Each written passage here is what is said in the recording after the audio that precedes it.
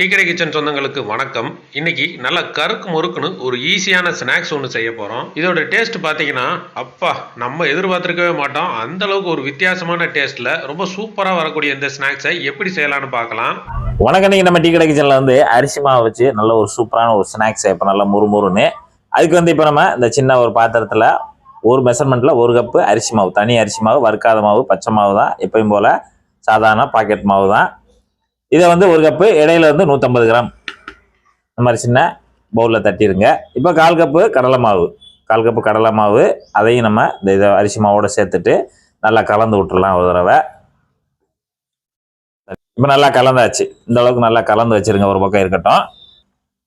இப்போ நம்ம வந்து அந்த அரிசி மாவு ஸ்நாக்ஸ் செய்கிறதுக்கு மாவு கலந்து வச்சுருக்கோம்ல, அதுக்கடுத்து அதை வந்து நம்ம கொஞ்சம் கிண்டி எடுக்கணும். அதுக்காக ஒரு சின்ன பாத்திரம் அந்த மாதிரி வச்சுக்கிட்டு மெஷர்மெண்ட் கப்பில் ஒரு கப் தண்ணி ஊற்றிடுங்க. அடுப்பத்தை வச்சு ஒரு கப் தண்ணி சேர்த்துருங்க. தண்ணி அப்படியே சூடாகிக்கிட்டே இருக்கட்டும். அந்த சூடாகிட்டு இருக்க டயத்தில் நம்ம சேர்க்குற பொருள் ஒன்று ஒன்றா சேர்த்துடலாம். ஒரு 1/4 டீஸ்பூனு தூள் உப்பு, 1/4 டீஸ்பூனு பெருங்காயத்தூள், ஒரு 1/4 டீஸ்பூனு மஞ்சள் தூள், மிளகா வத்தல் ஒரு 4 வத்தலை எடுத்து நல்லா இந்த மாதிரி குறைன்னு அரையும் பாதியமாக அரைச்சிட்டு அதையும் நம்ம இதில் சேர்த்துக்கலாம். ஒரு 1.5 டீஸ்பூனு காரத்துக்கு தகுந்தாப்புல, சீரகம் ஒரு 1/4 டீஸ்பூனு, எள்ளு ஒரு 1/2 டீஸ்பூன் வெள்ளை எள்ளு, அதையும் உள்ளே சேர்த்துருங்க. கருவேப்பிலை பொடுசாக கட் பண்ணது ஒரே ஒரு டீஸ்பூனு, அதையும் உள்ளே சேர்த்துருங்க.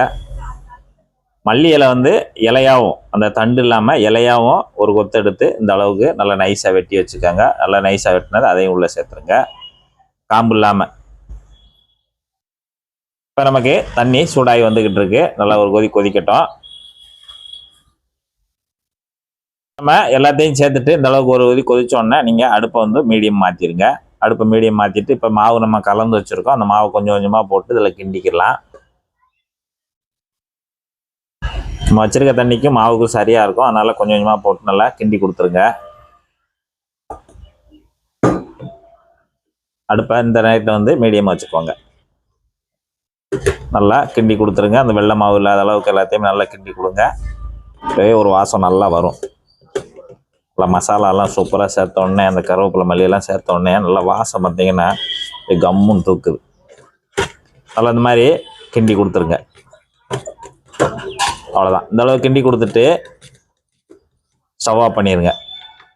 ஒரு 5 நிமிஷம் அப்படியே தம் ஆக்கிறதுக்கு மூடி வச்சிடலாம். இப்போ நமக்கு ஒரு 5 நிமிஷம் நல்லா தம் ஆயிடுச்சு.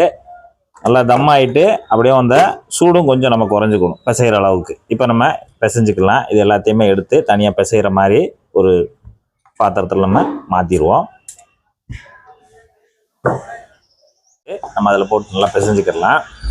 இந்த கையே சூடு பொறுக்கிற அளவுக்கு எடுத்து வச்சு ஆற வச்சு அப்புறம் பிசைஞ்சிக்கோங்க. அந்த இளஞ்சூட்லேயும் எல்லாமே கொஞ்சம் ஓரளவுக்கு விரிசல் இல்லாமல் நல்லா நைஸாக பிணைஞ்சு எடுத்துக்கோங்க. இப்போ நல்லா நம்ம நைஸாக இந்த அளவுக்கு பிணைஞ்சு எடுத்துக்கிறோம்னா பார்த்தீங்கன்னா தெரியும், இப்படி தான் இருக்கும். நம்ம வச்ச தண்ணி அளவு எல்லாமே சரியாக இருக்கனால தான் இந்த மாதிரி சரியாக வரும் நம்ம பிசைஞ்சு எடுக்கும்போது. இப்போ நம்ம பிசைஞ்சு வச்சுட்டோம். இதை நம்ம தனியாக வச்சுட்டு இப்போ நம்ம வந்து முறுக்கு உலக்கில் தான் பிழிய போகிறோம். அதுக்கு இந்த மாதிரி ஒரு சில்லு, நல்லா ஒரு சீவல் மாதிரி ஒரு நீட்டமாக உள்ள சில்லாக எடுத்துக்கோங்க. இதில் வந்து இந்த ஒரு சேஃப் இல்லாட்டிலும் பரவாயில்ல, நீங்கள் ஒரு மட்டமாக இருந்தாலும் பரவாயில்ல, அதே சில்லு கூட எடுத்துக்கோங்க. எடுத்துகிட்டு நம்ம உள்ளே சேர்த்துக்கலாம். ஆனால் கொஞ்சம் வந்து அகலமாக இருக்கணும், அவ்வளோதான் வித்தியாசம். இப்போ நம்ம இதில் லேசாக எண்ணெயை தொட்டு தடவிக்கலாம். கொஞ்சமாக ஒரு பாதி அளவுக்கு எடுத்துகிட்டு நம்ம அந்த உலக்கு எந்த அளவுக்கு பிடிக்குமோ அந்த அளவுக்கு எடுத்துகிட்டு இந்த மாதிரி குழக்கட்ட மாதிரி ஒரு உருண்டை பிடிச்சிக்கோங்க. இப்போ நம்ம உலக்கில் சேர்த்துடலாம். நான் வந்து தெருக்கு உலக்கு தான் எடுத்துருக்கேன். நீங்கள் புளிர் உலக்கு எதுவாக இருந்தாலும் எடுத்துக்கலாம். வந்து மாவை ஃபுல்லாக அடைச்சாச்சு. அடைச்சிட்டு இப்போ நம்ம வந்து புழிஞ்சிக்க போகிறோம். இந்த மாதிரி ஒரு கட்டிங் டேபிளில் போட்டு நல்லா சைஸாக இப்படி வச்சுட்டு அப்படியே பிழிஞ்சு விடுங்க. நேராக வரட்டும்.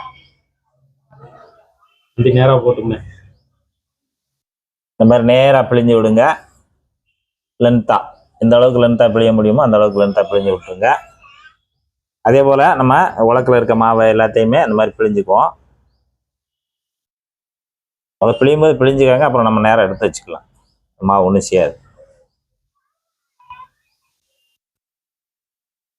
புளியும்போது நேரம் வரலன்னு லைட்டாக நம்ம எடுத்து அட்ஜஸ்ட் பண்ணிக்கலாம். இந்த மாதிரி லைட்டாக எடுத்து அட்ஜஸ்ட் பண்ணி நேராக எடுத்து வச்சுக்கோங்க. அதேமாதிரி இந்த 2வது ரவுண்டையும் எடுத்து நல்லபடி நேராக அட்ஜஸ்ட் பண்ணிக்கோங்க.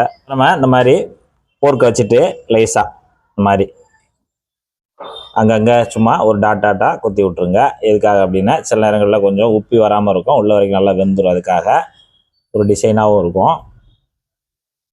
இதுபோல் எல்லாத்தையுமே நீங்கள் ஒரு போர்க்கை வச்சு அங்கங்கே அப்படியேவும் தடம் பதிச்சு விட்ருங்க. இப்போ நம்ம சாஃபான கத்தியை வச்சு இதை நம்ம துண்டு துண்டாக வெட்டிக்கிடலாம். ஒரு 2 இன்ச்சு அளவுக்கு வெட்டிக்கோங்க.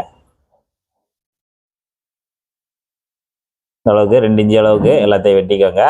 இப்போ நம்ம வந்து அந்த சீவல் அச்சு வந்து கொஞ்சம் அகலமாக இருக்கணும். அப்படின்னா தான் நம்ம உள்ளே போட்டிருக்கக்கூடிய அந்த மிளகா வத்தல், அந்த மல்லி இதெல்லாம் வந்து பிழியும் போது வர்ற அளவுக்கு.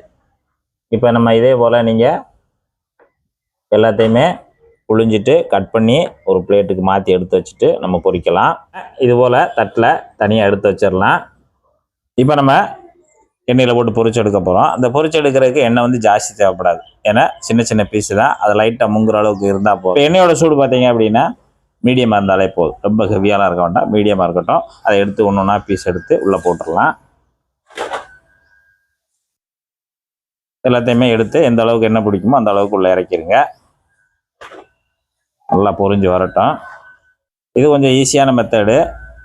இல்லைன்னா நீங்கள் இந்த மாதிரி ஒரு உலக்கு அச்சு எது இல்லைன்னு நினச்சிங்க அப்படின்னா நீங்கள் டேபிளில் போட்டு நல்லா சப்பாத்தி எப்படி நைஸாக தேய்ப்போம் அந்த மாதிரி தேய்ச்சிட்டு நீங்கள் ரோல் பண்ணி கட் பண்ணிவிட்டு இந்த மாதிரி சைஸாக என்ன சைஸ் வேணாலும் நீங்கள் கட் பண்ணிவிட்டு, ஆனால் இந்த திக்னஸ் தான் இருக்கணும். இந்த திக்னஸில் கட் பண்ணிவிட்டு நீங்கள் நம்ம சொன்ன மெத்தடில் எல்லாத்தையும் ரெடி பண்ணிக்கலாம்.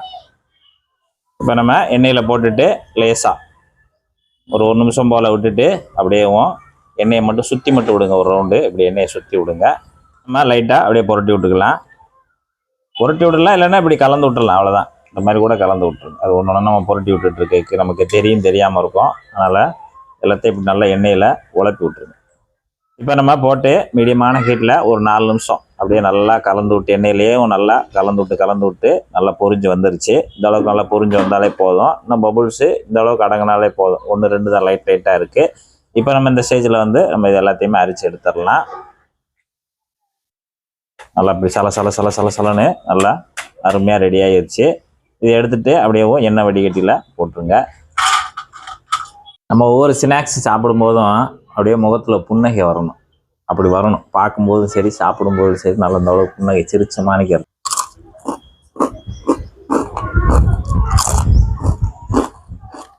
இந்த மல்லி இலை, அந்த கருவேப்பிலை, அந்த ஜீரகம், எள்ளு எல்லாம் சாப்பிடும்போது வாய் மணக்க உள்ள போகுது. அது அருமையாக இருக்குது. இதுபோல் ஒரு ஸ்நாக்ஸை நீங்களும் ரெடி பண்ணி சாப்பிட்டு பார்த்துட்டு எப்படி வந்தன்றதை கமெண்ட்ல சொல்லுங்கள். நன்றி, வணக்கம்.